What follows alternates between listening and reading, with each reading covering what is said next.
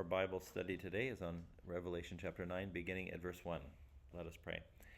Heavenly Father, as we continue through the trumpet judgments in Revelation, we ask that you might deliver us from all of the evil and demonic powers that try to attack God's people.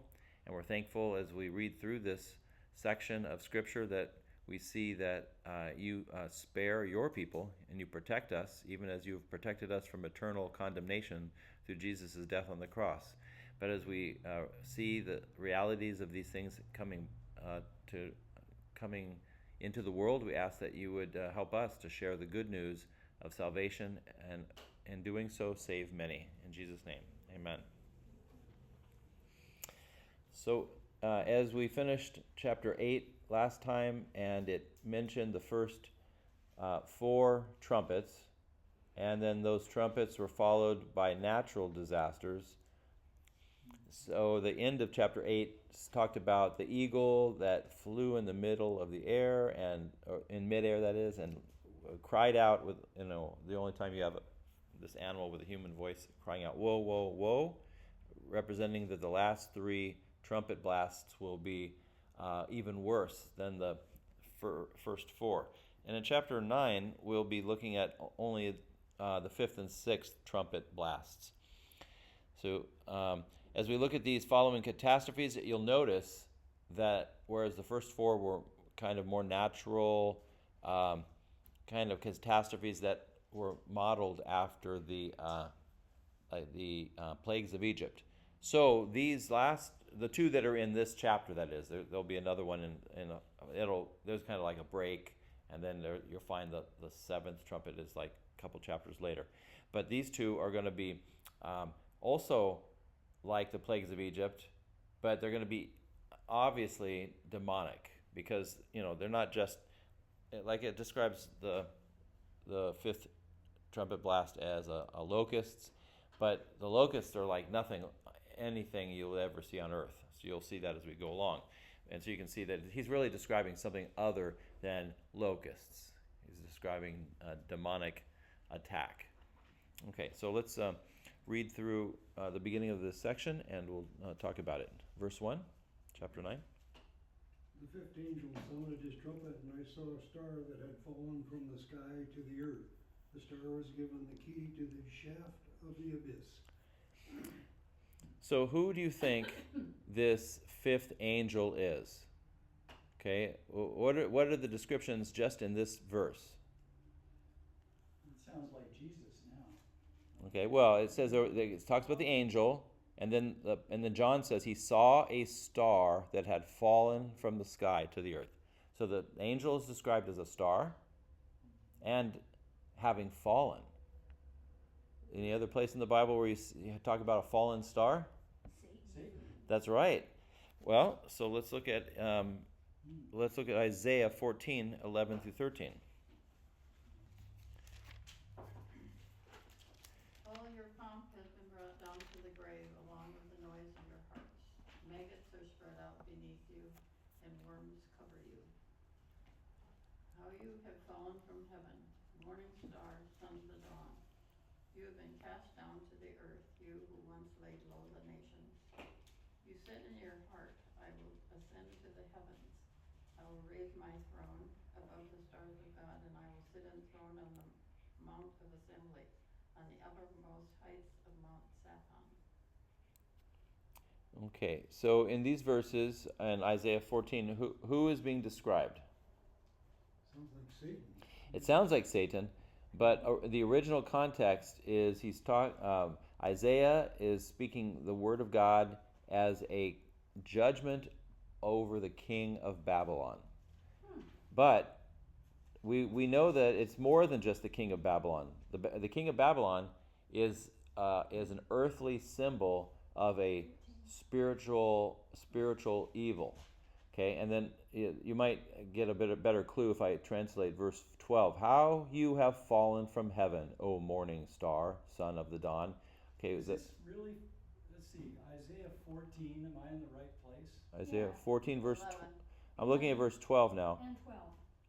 Okay, Yeah, it says, "How you have fallen from heaven, O morning star." Now the word morning star, translated from the Hebrew into the Latin Bible, that was translated in the 300s by Jerome, is translated as what's the word? The word morning star is translated as Lucifer. That's what I had written in here, but I don't know if Yeah. I heard that. Well, morning star is the word Lucifer in Latin. So the Latin for that phrase is Lucifer. So here it's describing the fallen morning star, the son of the dawn. So it sounds like it's talking about the devil, and Jesus actually does talk about the devil being cast out of heaven, which is also Jesus quotes that in Luke.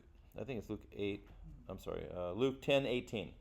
Luke 10:18. Jesus says, "I saw Satan fall from heaven, and a third of the stars fell with him." So Jesus is quoting from Isaiah 14, but this was originally talking about Babylon, the king of Babylon, Nebuchadnezzar, right? But the king of Babylon was so filled with pride, he placed himself above God. He thought he was a god, if not the greatest god. So, when Isaiah is pronouncing God's condemnation, he's saying, Babylon is going to fall because he's evil and his pride led him astray. In essence, he's using the metaphor of just like the devil, who also fell. And then Jesus quotes the verse and it tells us the real meaning is talking about Satan. And that's where we get the information about how Satan was cast out of heaven. And when would this have happened? Well, it happened before Genesis chapter 3, when the devil tempted Adam and Eve. But when was the devil even created in the first place? Well, what does Genesis talk about? It talks about the creation of the heavens and the earth. So in verse 1, it says God created the heavens and the earth. So the heaven, of course, is where God and the angels were. And so sometime after the angels were created in verse 1, before chapter 3 of Genesis, the devil had already rebelled, was cast out of heaven, and then came to the earth to deceive Adam and Eve. So the Satan is actually a title. It's not actually a name. The word Satan is kind of like the word Christ. Christ means anointed one. Satan means the accuser, right? And it's like if you go to court and let's say you were arrested for stealing, and then the public defendant, the attorney who is accusing you of the crime, bringing the charges against you, that would be Satan. That would be the accuser, the one who points the finger at you and says you're guilty, right? The attorney in this picture of the heavenly court who defends you, your defense attorney, would be who? That's right, Jesus. So Jesus might say, hey, you can bring all these charges against my client you want, but here's the real evidence. I died on the cross. I paid that price. There's nothing that you can pin on my client. He is not guilty. And then God will say, oh, the penalty has already been paid. Judgment has already been wrought. Justice has been acquiesced. And so this person is not guilty. And so all of us are in Jesus Christ are found not guilty. So the picture in Revelation, in this fifth trumpet, it talks about an angel, but the word angel is kind of deceptive. You hear the word angel and you automatically think this is a good thing, right? But the word angel is more like a neutral thing. An angel is just a heavenly being. In Greek, it simply means a messenger. So if you just translate it as the fifth messenger sounded his trumpet. Now notice that this is different than and it says, I saw a star that had fallen. Remember the star that fell back in chapter 6? And it poisoned the waters, and its name was Wormwood. But that sounded like a meteor, and it wasn't really like a personality, right? Because in chapter 9 of Revelation, it calls the angel he. It says that I saw a star had fallen from the sky, and that star was given the key. So you can't give a key to an inanimate object like a rock, like a meteor. So obviously this is more than just an angel. Again, the word angel simply means messenger. So if this is a messenger who had fallen from heaven, and now he's given the key to the abyss, we know that this is most likely something terrible. And then as we get further down, you'll see that there's lots of evidence that this angel, in verse 11, it calls him, it tells us who he is. So just jump ahead to Revelation 9:11, where it says, they had a king over them, the angel of the abyss. And it tells us his name in Hebrew is Abaddon, and in Greek, Apollyon. And so both of those are words that mean destroyer. So that's just another title that the devil has, right? So the devil, which means the deceiver, he has two titles: Satan, which is the accuser, and Abaddon, which is the destroyer. So when we get to verse 11, we'll talk more about that. Okay. This idea of Satan being cast out of heaven, it seems like that happens in 2 or 3 places. As I remember from one of our previous study through here, I think he falls in chapter 19. He's cast out of heaven again. So are these? I mean, it's not like a one-time event, apparently, huh? No, it's in the book of Revelation. We have repetition, so there's like a cycle. It repeats the same events 3 times. So there's not more than one casting out of heaven. It only happened once. Jesus mentions it in Luke, like I said, 10:18. But there's actually not that much in the Bible about Satan. I mean, there's a little bit here and there. So the picture that we can weave together is based on the context. So especially here, this chapter is one of the biggest chapters that gives us information about the devil, because it tells us that he was given the key to the shaft of the abyss. Okay, so having the key means that he has access to whatever's in it, right? And the word there for shaft is a word that means a very deep hole. Right? It could be man-made. Sometimes you could have a deep shaft that could be naturally occurring. But the word there for shaft is sometimes translated in other places in the Old Testament. So the Septuagint, which is the Greek translation of the Old Testament, uses this word, shaft, to translate Genesis 21, verse 14. 21, verse 19, which is talking about, let's see, that was where... it talks about a deep well that was in Israel. But I think it also represents how the Holy Spirit was hovering over the deep places of the ocean in Genesis 1, verse 2, right? And so the word that's used to describe the deep places of the ocean is also the place of chaos. Right, so in the Old Testament world, the Canaanites actually had a god, the god Yam, which is the god of the ocean, which was also kind of like Neptune, right? But he was the god of chaos, the god of death. So the oceans have often been associated with the devil and other cultures that had similar ideas. But the Bible specifically is reminding us that this is the devil. This is the so-called angel that is watching over and has access to whatever is in that deep place, that abyss, right? And the word abyss. Let's see. Am I jumping ahead? Let's see. Oh, still in verse 1. The word abyss is the word that is often described as hell throughout the rest of the New Testament. For instance, this place that we're reading about here, the abyss, if you jump ahead to Revelation 19, verse 20, we'll see what it describes it as. Revelation 19:20. And with him the false prophet, who had performed the miraculous signs on his behalf. With these signs he had deluded those who had received the mark of the beast and worshipped his image. The 2 of them were thrown alive into the fiery lake of burning sulfur.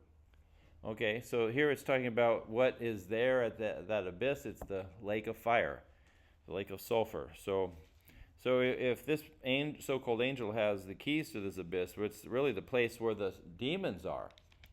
And so the demons are kept there. They're not able to just do whatever they want, but then the devil has the key, and at the last judgment, he's going to unleash the hordes of demons that are going to come out. And we're going to see that what's being pictured coming out of the abyss is not just, it describes them as locusts, but, they're far worse than locusts because they have all these crazy symbolic characteristics.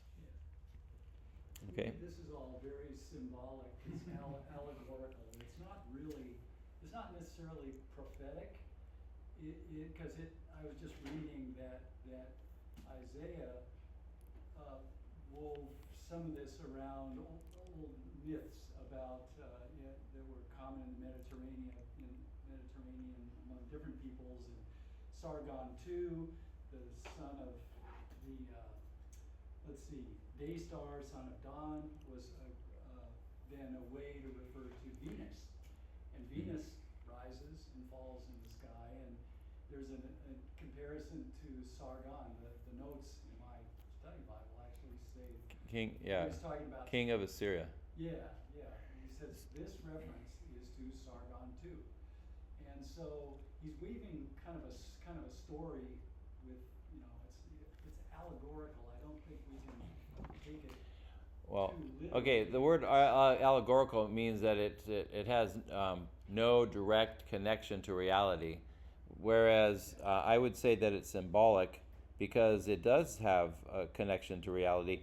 So, insofar as the reality of a spiritual attack on those who reject Christ is definitely something that is happening in the world because things are getting worse, right? And so to say that we're looking for a specific event, when will this exact event happen? I would argue that it's never going to happen in a direct way on a single event, but we're going to see that from the time of Jesus' resurrection to the time of Jesus' return, we're in the time period where these 7 trumpets are being sounded, and we see warfare, and we see aspects of the hordes of demonic forces. I mean, World War II certainly fits the description of some of these things, where that, because it specifically says that these, it's going to talk about locusts that are going to be let loose on the earth, and it says in verse 4, they were told not to harm, like the plants or the trees, and locusts would never avoid the vegetation. The whole point of locusts is to eat all the vegetation, but these locusts are only allowed to torture humans, and not just any humans, but the unbelieving ones, right? So there's going to be a lot of pain and agony involved with those who have rejected God and Jesus Christ, especially in the last days. And maybe it's that very pain that's going to cause them to lash out at God's people and cause, because earlier we talked about the 144,000 martyrs under the throne, and they cry out to God, how long, Lord? How long are you going to let this go on? So we see that, pain and torture, and those are things that are truly happening in the world, and those who are evil are going to get what they deserved. In essence, God's going to punish them. So this is just the beginning of the judgment, because the final judgment is when they get cast into the place where the demons are in the abyss. So on earth, there will be some sort of judgment, but the final judgment is the spiritual judgment of being in the place that God has removed his presence from. So, hell is a place where God takes his presence away from it. So all that is good is no longer available in this abyss, which wasn't created for humans, by the way. It was created for the devil and his angels. Okay, well, anyways, the chapter 12 and chapter 19 describe the fallen angel in this chapter as the dragon in chapter 12. And then in chapter 20 of Revelation, it tells us that his name is Satan. So we're going to see that this angel is described later on, so we know who it is. Verse 2. He opened the shaft of the bottomless pit, and from the shaft rose smoke, like the smoke of a great furnace, and the sun and the air were darkened with the smoke from the shaft. Okay, so even though it doesn't describe the fire, obviously you don't have smoke without fire, but that's why this is associated with the section later on about the that we talked about, the lake of fire, right? Which is in chapter 19? Revelation 19:20. we'll talk about the lake of fire. But what do you think that the smoke that is issuing from this abyss represents? Because what is the smoke doing? Destruction, I guess. Okay, well, the smoke is coming out, and it says the sun and the sky were darkened from the smoke from the abyss. So it tells us what it's doing. So what it's doing is creating darkness. So as a symbol, we know today was a beautiful day. There's no smoke in the sky, but there is a spiritual smoke that continues to cover the earth, which is a spiritual darkness. So this is representation of the spiritual darkness that continues to plague humanity. We have, warfare. We've got tyrants. Nowadays with technology, people try to look a little bit better. All the most evil people wear nice suits today. You saw the big three communist countries standing side by side on TV a couple days ago and looking very, very chic the way they were dressed. But they're definitely bringing about a lot of spiritual darkness because justifying the killing of thousands of people simply because you think that you have the right to do it is definitely a part of humanity's arrogance, and the spiritual darkness is alive and well. Okay, and then verse 3. And out of the smoke the locusts came down on the earth and were given power like that of the scorpions of the earth. So it says that the smoke, out of the smoke, the locusts came down upon the earth, and they're given power like that of scorpions. So it's kind of weird. Locusts usually don't bite. They indirectly affect humanity by eating all the food supply. But these are told not to eat from this food supply, which is the next verse actually. So, but the locusts, in the history of Israel, locusts were often seen as judgment. Joel chapter 1 talks about the locust plagues that God was going to send to punish the people of Israel, because at the time of Joel, the people of Israel were worshiping so many idols that God said, you think your idol is going to save you? I'm going to send this punishment. So let's look at that real quick. Joel 1 verse 2. Listen, all who live in the land, has anything like this ever happened in your days or in the days of your forefathers?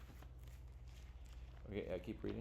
Oh, tell it to your children, let your children tell it to their children, and their children to the next generation. What the locust worm has left, the great locusts have eaten. What the great locusts have left, the young locusts have eaten. When the young locusts have left, other locusts have eaten. Yeah, so it just repeats different types of locusts. It's talking about a continuous onslaught of locust swarms. And this is something that in our day and age we don't have any clue about this, right? I mean, I've never seen locust swarms. I've hardly seen any grasshoppers, really. I mean, but in the movies. But before the invention of or the creation of insecticides, this was a big problem. So in the 1800s, there was a locust swarm that flew over Kansas that was over a mile wide. It was so large that the descriptions of this locust swarm, that it covered the sun and the whole city became dark, and it ate all the crops for miles around the city, and people lost their livelihood. It was horrible. And even today, there are places like in Africa where there's not a lot of people living, and there's no need, or no one's trying to kill off the locusts. But you can still find locust swarms in Africa. They just descend upon a section of ground. They eat up all the food supply, and then they're gone. So in Joel, it's a description of God's punishment for the sins of the people. But here, in Revelation, these are not just any locusts. They're locusts that have the power of scorpions. And locusts don't bite, but these locusts don't bite, that is. And these locusts have tails like scorpions.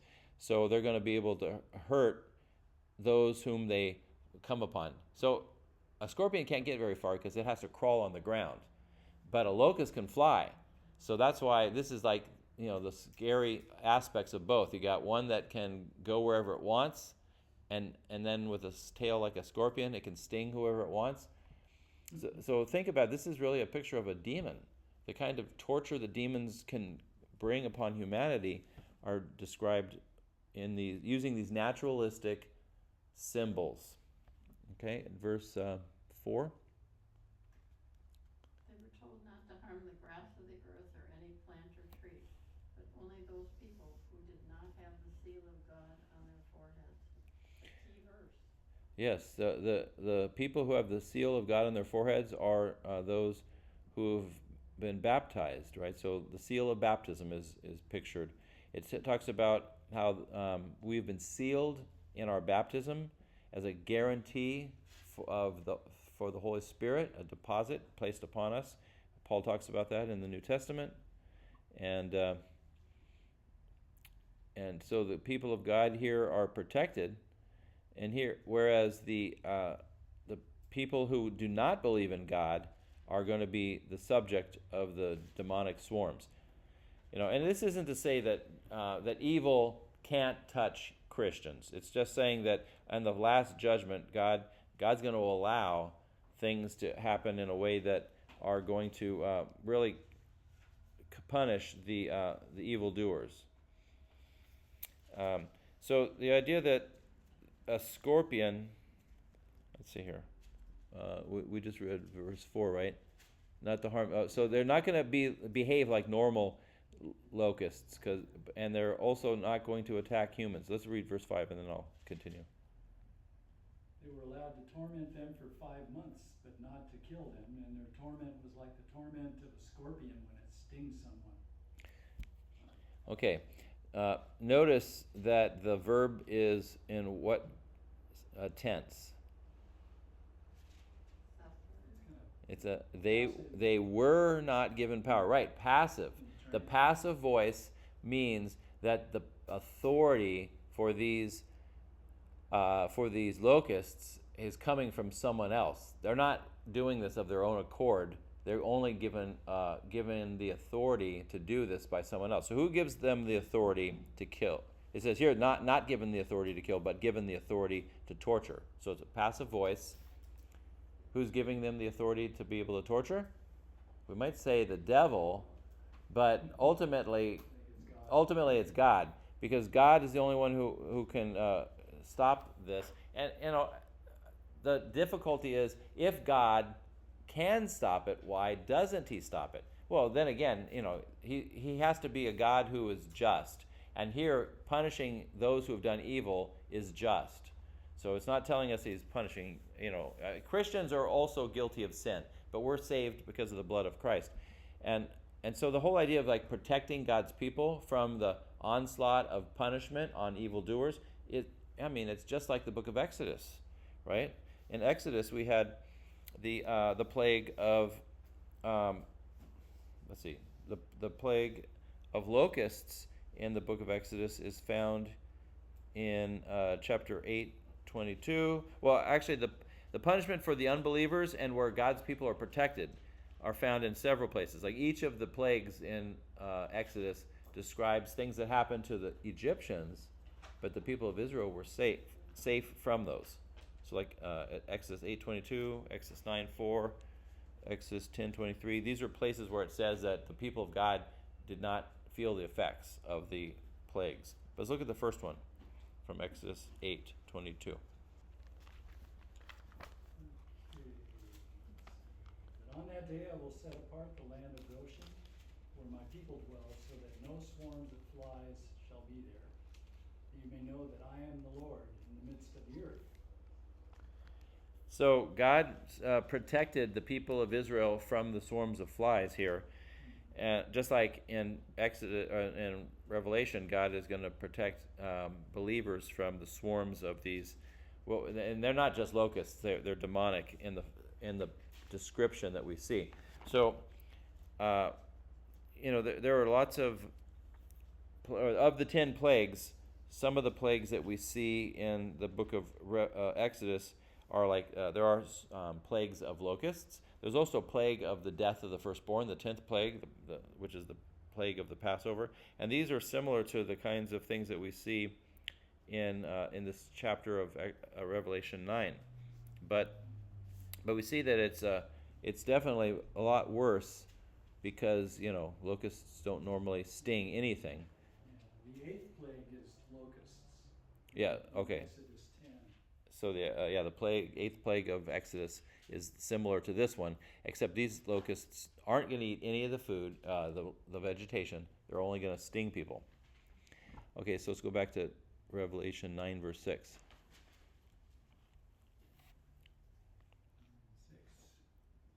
And, Go ahead. and in those days, people will seek death and will not find it. They will long to die, but death will flee from them. So that's kind of a strange description there, but it's talking about what's worse than death. Sometimes what's worse than death is the anticipation of death. See, death is the end of your suffering. So the suffering before death is sometimes worse than death. And interestingly enough, this is actually a quotation from the book of Hosea, chapter 10, verse 18. This idea that men will seek death but will not find it. They will long to die, but it will elude them. Right out of Hosea 10, verse 18. And then Jesus actually quotes that in the New Testament in Luke 23, verse 30. So let's look at Hosea 10, 18 real quick. 10. Next page. 10 goes to 15. It goes to 15. Yeah. High places Hosea of 10, 8, sorry. The high places of wickedness will be destroyed. It is the sin of Israel. Thorns and thistles will grow up and cover their altars. Then they will say to the mountains, cover us, and to the hills, fall on us. Okay, so that description is where God's going to unleash punishment on Israel and Samaria. And because Samaria, of course, in the northern kingdom, the 10 tribes of the north were worshiping Baal long before the people of Judah were doing it. And so God was sending Hosea to the north to tell them to stop it, otherwise they would be destroyed. It talks about when the punishment comes upon them, they will say, as it says in the end of Hosea 10:8, they will say to the mountains, cover us, and to the hills, fall on us. So technically it's not an exact quotation, but it is a description of the same idea that they'll wish they were dead because things will be so horrible. Okay, and then the other passage is where Jesus quotes that from, from Luke. How about Job 3, verse 21? Job 3:21. What does that say? Go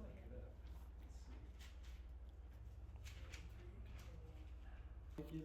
I'll start at 20. Why is life given to him who is in misery, and life to the bitter in soul, who long for death? But it comes not, and dig for more than for hidden treasures. Okay, so Job is just describing waiting for death, right? Because I think Job was like suffering so badly, he was just hoping that he was wishing to die. Even today, you don't have to be suffering a whole lot just to say, my life is, I don't like it, and waiting for death is something that sometimes people do. I mean, as a pastor, I've talked to lots of people who, when you lose the kinds of freedoms you had when you were younger, to be able to drive, to be able to walk around by yourself, to get out of your own bed, those things can cause a person to have despair and wish that they were dead. And they always wonder, well, why doesn't God just take me? Well, because you still have things to learn. And part of that has to do with depending upon God, submitting to His will, not being in charge. The whole thing about, there's a doctor-assisted suicide that's legal in states like Oregon and Washington now. The reason why that's so evil is because what you're doing is you're really playing God. God determines when we die. And so when we just say we're going to take that out of God's hands, and I want to be in control of that, I want to decide when I'm going to die, the whole thing, they try to paint it as a beautiful, beautiful thing.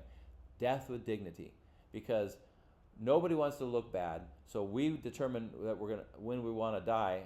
Really, that type of suicide is to avoid any aspect of not being in control, and any aspect of not looking good because of our human pride, right? People say, well, I don't want to be burdened on people. Well, really, it's just that, you don't like the idea of looking weak, right? And being weak is something that is actually, the biblical description is, when I am weak, then I am strong, because God's grace is made perfect in my weakness. It's the complete opposite. The world's way of thinking and God's way of thinking are opposite things, completely opposite things. You can't get around this idea that if you want to be in control, then you want to be God, and that is not God's will, because to be God means that, which is a false idea, which means we will go to hell, and God loves us too much to want us to go to hell, so he often allows us to experience the problems that are associated with death, because it might be the only thing that drives some people to the arms of Christ. Now, as Christians, we don't need to fear death, though. We don't need to die sooner, because we don't need to worry about where we're going. We know we're going to be in heaven. We know that God has a plan for us. We know that even at the last moment of our lives, as we trust in Jesus, we become a witness to those around us of how to die with faith. And don't underestimate the power of facing death faithfully. Everybody has to face it, and some people need to face it with faith, but they're not going to learn it if they don't see it. So we can model that, and that's why that's a good thing. Jesus also quoted that, I think, I mentioned back in Luke 23, verse 30. The mountains follow us, and to the hills cover us. So Jesus is talking about his crucifixion. He's on his way to be crucified, and when some of the people who are crying as he's carrying his cross to Mount Calvary, they say to him, or no, they're wailing for him, and then Jesus says in Luke 23, verse 28, "Daughters of Jerusalem, do not weep for me, weep for yourselves and your children." And he goes on and talks about this quotation from Hosea, which has to do with, people will wish they were dead in the last days. So notice that Jesus is talking about his crucifixion as kind of being like a symbolic end of the world. But the only end that's happening at Jesus' death is the end of the reign of sin. Jesus' death is the death of sin. But it also it's a typology for the final judgment. So God is judging the world in his Son, Jesus Christ. But when Jesus returns, Jesus will come and he'll judge all those who reject him. So this is an apt picture for Jesus' second coming, because he's telling us that it'll be that bad at the end of the world, that people wish they were dead. But again, as Christians, we don't need to ever wish that. We don't need to worry, because we already know where we're going. Okay, Revelation 9, verse 7. The locusts looked like horses prepared for battle. On their heads they wore something like crowns of gold, and their faces resembled human faces. So here we see that the locusts are pictured with different characteristics. First of all, there's three characteristics in this verse. What's the first one? Horses. They look like horses prepared for battle, okay? So, it's not saying that the locusts are horses, but what do horses do? Well, horses in battle were some of the most dangerous kinds of armies that you had. Foot soldiers are dangerous, but soldiers on horses, they carry their sword and they just run by you, and then they can chop your heads off as they're going by. So they're a lot more dangerous. They're a lot more inaccessible. It's a lot harder to stop a soldier on a horse. So if these scorpions, these locusts with scorpion tails who look like horses or like horses, it's really a description of their elusive and powerful abilities. It's not saying that they're horses. It's saying that they're like this army. And then on their heads, what were they wearing? Crowns of gold. Okay, now notice it doesn't say crowns of gold. It says something like crowns of gold. In essence, what does a crown of gold represent? Royalty, power, authority. But notice it doesn't say that they are. The Greek word here is actually, it says that they wore something that seemed like crowns of gold. So instead of real crowns of gold, which would represent real authority, which would ultimately come from God himself, Romans 13 tells us that all authority comes from God, that all human authority comes from God. Here it says they're wearing something that seemed like it. So these are counterfeit. This is the way that the devil tries to mock the royal authority of God, and in essence, it's counterfeit, right? This is demonic authority. This is nothing to do with God's real agenda. This is the agenda of the devil. And then the last description in verse 7, it says they had human faces. What do you think that symbolizes?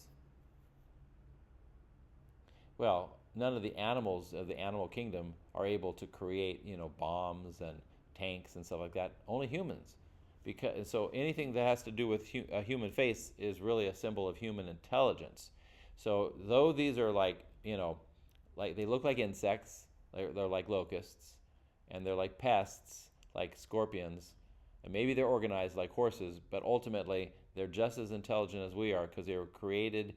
The angels were intelligent beings that God created. That some of them rebelled and became demons, right? So.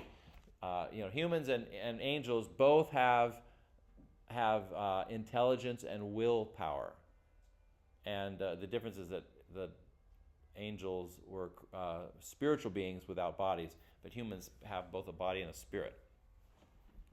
Okay, so all these symbols are pointing to their power, their ability. In verse 8, and this is the strange one.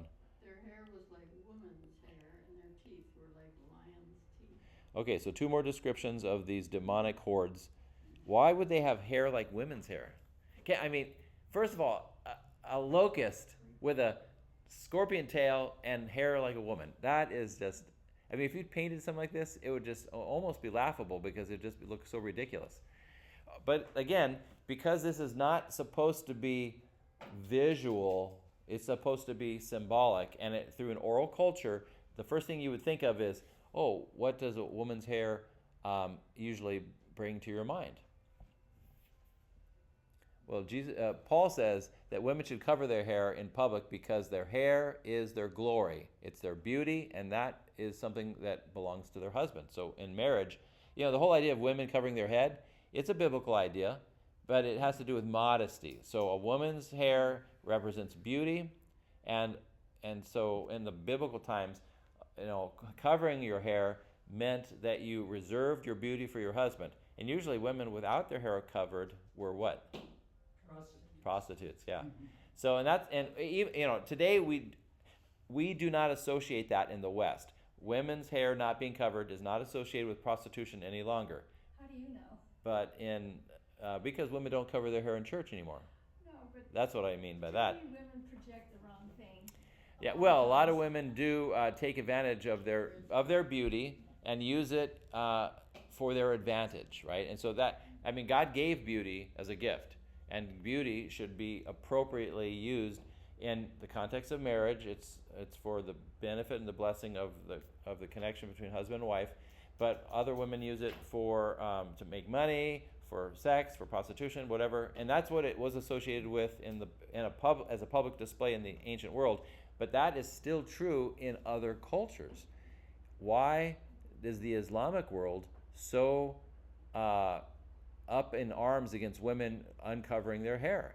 Because they are holding on to the viewpoint or the value that a woman's beauty only belongs to her husband, and it should not be seen by anyone else other than her husband. So a woman has to be covered. So even though in the West we don't associate uncovered hair with prostitution, the other cultures do still, and so that's why they enforce that. You can't go to an Arab country, and some places in Arab countries where women can have their hair uncovered, even if they're not Muslim, they might be able to have their hair uncovered. But you certainly can't walk around on a beach in a bikini.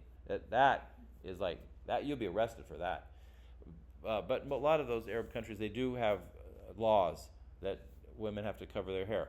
But so these locusts it's not that they're having hair like a woman for any other reason than that is another characteristic of their evil nature, because their beauty is deceptive, right? I mean, you wouldn't necessarily think of a locust with long hair as being beautiful at all, but it represents beauty, and it's a deceptive beauty. Some people, some commentators said, well, maybe it's just a way of describing their antennae, right? But usually just have two, and I don't have enough of them to look like hair, so I don't think that's what it's talking about. But it does describe this idea that, just like a woman can deceive people or maybe draw people in with their beauty, so these locusts are demonic, and they're going to use everything at their disposal, even something that God created as good. Beauty is good, but it can be used to deceive people, right? How many powerful men have fallen from women's beauty? I mean, just look at some of the presidents, right? President Clinton, right? I mean, I just saw him on TV the other day talking about something, and I was like, he's never going to live that down. And so here, I think that's what this is talking about. It's a symbol of the deceptive character, that even beauty can be used against God's people, or in this case, it's supposed to be used against those who are unbelievers.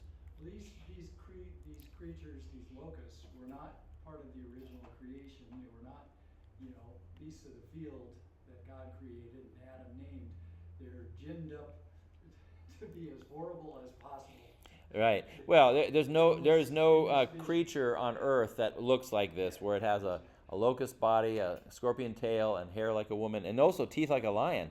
Well, locusts don't even have, I guess they do have teeth technically, but they're so small. Yeah. But so teeth like a lion, first of all, what does the lion represent in the Bible?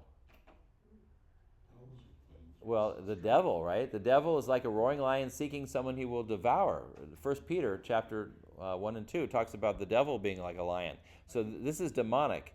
And so where having lion's teeth combined with all those other features is really weird. Yeah, but it's a symbol of their ferocity, or that they're ferocious and savage. But remember, they were told not to kill. So having teeth like a lion would mean that they had the ability to kill, but they're only going to just inflict wounds, because they were commanded not to kill. So you can see that their ability to torture is going to be part of their of what they're going to be able to do. Okay, in verse 9. They had breastplates like breastplates of iron, and the sound of their wings was like thundering of many horses and chariots rushing into battle. Okay, so this one is more in tune with the whole idea of a battle, right? And so, what do you think the picture is coming from? Breastplates like iron. Well, what kind of things did people have?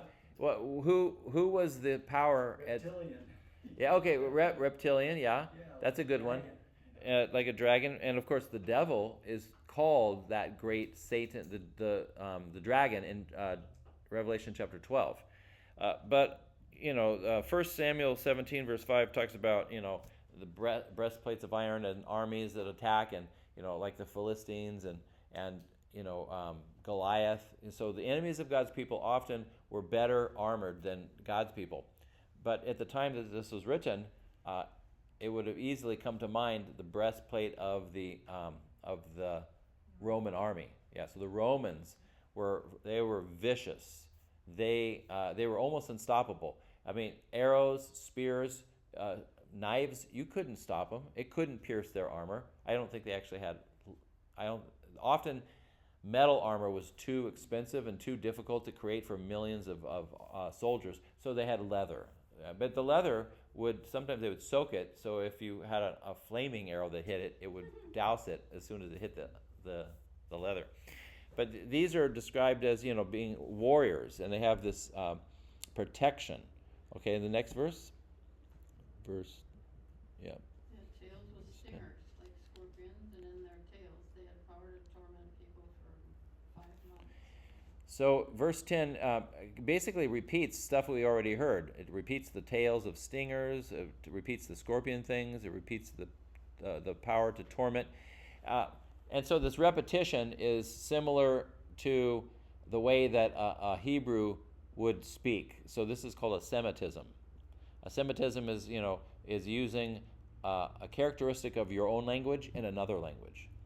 For instance, in English, if you say, go to McDonald's, you're going to get a fish sandwich.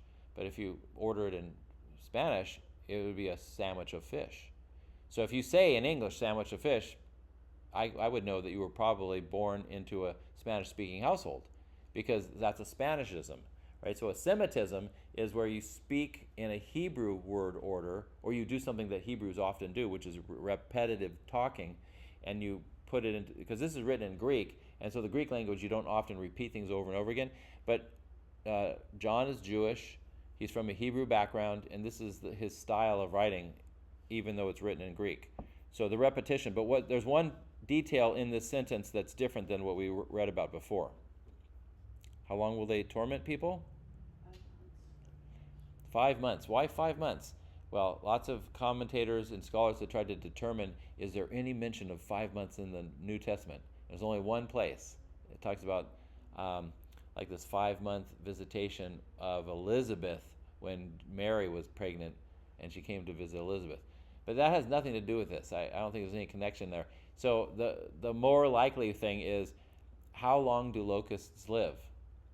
5 months. They are born in the early spring. They come out of the eggs, and then they hatch, and they start to fly, and they start eating, and they eat and eat until the end of the summer, and then they die. So the life cycle of a locust is really 5 months. So most likely it's describing God's grace by limiting the attack of these demonic hordes upon the earth. Okay, let's get into the more interesting thing here. Verse 11. They had as king over them the angel of the abyss, whose name in Hebrew is Abaddon, and in Greek, Apollyon. Okay, so now it's telling us that this angel of the abyss that we just read about in verses 1 and 2 is the king over these hordes of demons that are coming out of the abyss. So this is why we can say this is an identification of Satan, because he is the one who's the so-called king. He's not a real king, but he's the king over the demons because the demons bow to him. And these two names, it gives us the Hebrew name, Abaddon, Abaddon, and in Greek, Apollyon.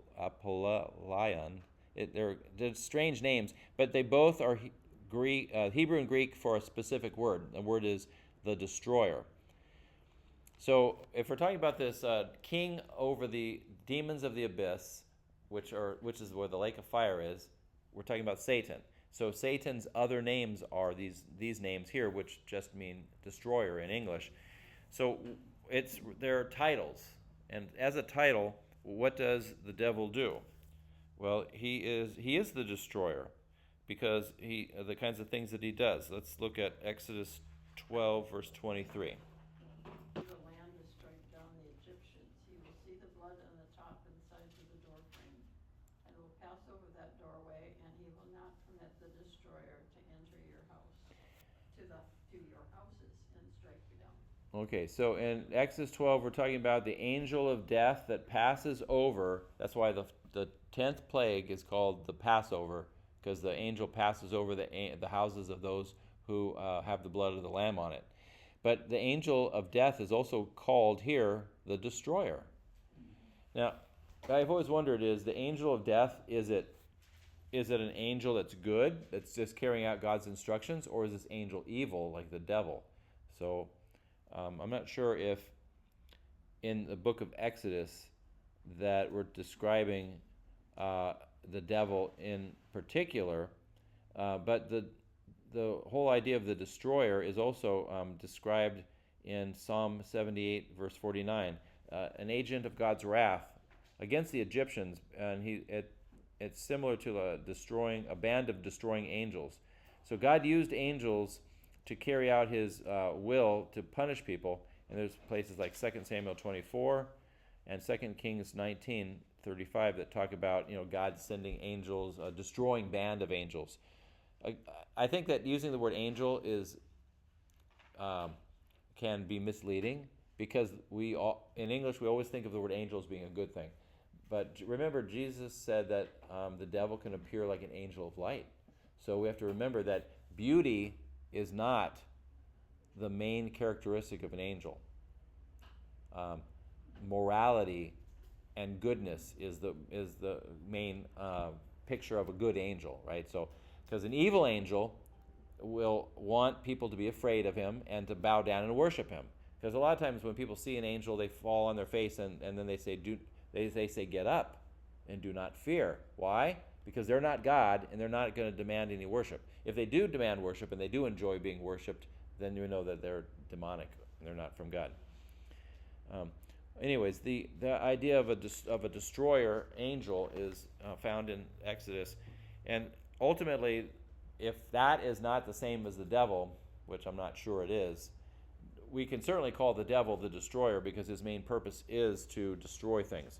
And Jesus talks about how the devil's main goal is to murder, destroy. I think he says to lie, murder, and destroy.